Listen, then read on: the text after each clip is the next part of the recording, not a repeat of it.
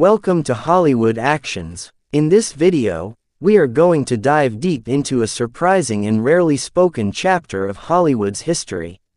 The actors that legendary filmmaker and comedian Mel Brooks reportedly couldn't stand working with. At 98 years old, Mel Brooks has lived through every era of Hollywood comedy. And while he's loved by millions, not everyone he worked with earned his admiration. From clashes over creative control to personal grudges. Now let's dive in. 1. Gene Wilder. Despite their legendary collaborations on films like Young Frankenstein and Blazing Saddles, Mel Brooks and Gene Wilder had their share of creative disagreements. Their tension wasn't rooted in dislike, but in passion. Wilder was a perfectionist who often challenged Brooks's comedic timing or direction, especially during the Young Frankenstein shoot.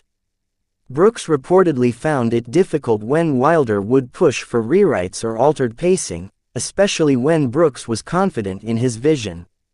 The two eventually had a falling out post Young Frankenstein. 2. Madeline Kahn. Madeline Kahn was one of Mel Brooks's most iconic leading ladies, yet their working relationship wasn't without friction. On Blazing Saddles, Kahn reportedly walked off the set multiple times over script changes and costume issues. Brooks adored her talent but felt she brought a diva-like attitude that clashed with the ensemble dynamic he preferred. During the making of High Anxiety, Brooks allegedly told a friend, "She's brilliant but impossible."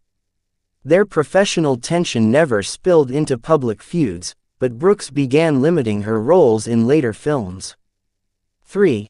Harvey Korman. A central figure in Blazing Saddles and High Anxiety, Harvey Korman was a talented comedian but reportedly had issues with taking direction. Brooks found Korman's perfectionism and control-oriented behavior on set difficult to manage.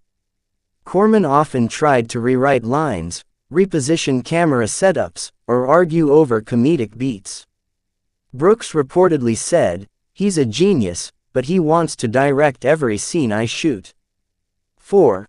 Frank Langella. When Brooks worked with Frank Langella on a lesser-known television project in the 1970s, their styles clashed immediately. Langella's method acting and serious dramatic training didn't mesh with Brooks's fast-paced, punchline-driven approach. Langella wanted to dive deep into character development, while Brooks wanted jokes to land with immediacy. The project was reportedly scrapped early, and Brooks later referred to Langella as someone who doesn't know funny, and worse, he won't learn. 5. Bea Arthur. Bea Arthur and Mel Brooks almost worked together in the early 1980s, but their collaboration never came to fruition due to creative differences. Brooks wanted Arthur for a comedic villain role in a project that was eventually shelved, but reportedly found her cold and humorless in rehearsals. Arthur, for her part, didn't appreciate Brooks's improvisational style, preferring tightly scripted work. Brooks reportedly joked, "She scared me out of my own movie." 6. Andy Kaufman. Brooks once considered Andy Kaufman for a bizarre supporting role in Spaceballs, but their meeting was so chaotic that Brooks decided against it. Kaufman allegedly stayed in character throughout the meeting, confusing and frustrating Brooks. Brooks later said, "He didn't come to act. He came to cause trouble." While he respected Kaufman's boundary-pushing style, he knew they would be a terrible match on set. 7. Richard Pryor. Richard Pryor was originally Brooks's first choice for Bart in Blazing Saddles.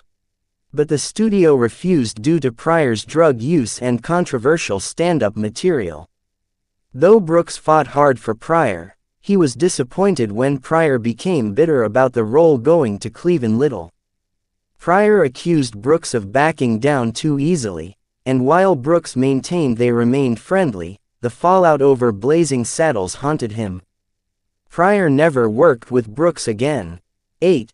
Kenneth Mars. Kenneth Mars appeared in The Producers and Young Frankenstein, often playing bombastic characters. While Brooks appreciated Mars' unique energy, he sometimes felt the actor went too far into caricature. On several occasions, Brooks had to cut Mars scenes or reshoot them with toned-down performances. Brooks once quipped, "He gives me 300% when I ask for 100. 9. Leslie Nielsen. Brooks admired Nielsen's transformation into a comedy icon in the Naked Gun series, but their styles didn't align.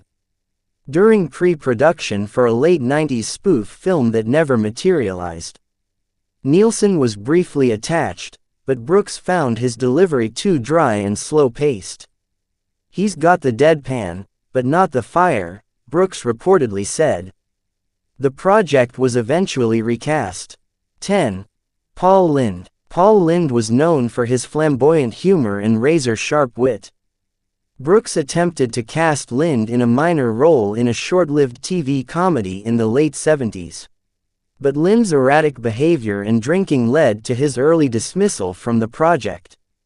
Brooks called him a powder keg of brilliance and instability. 11. Orson Welles. It might seem unlikely, but Mel Brooks once had conversations with Orson Welles about narrating a parody of historical events for History of the World, Part 1. However, Welles reportedly wanted total script control and a hefty paycheck. Brooks backed away, saying later, "Orson wanted to direct me, narrate me, and rewrite me. I love him, but we'd kill each other in a week."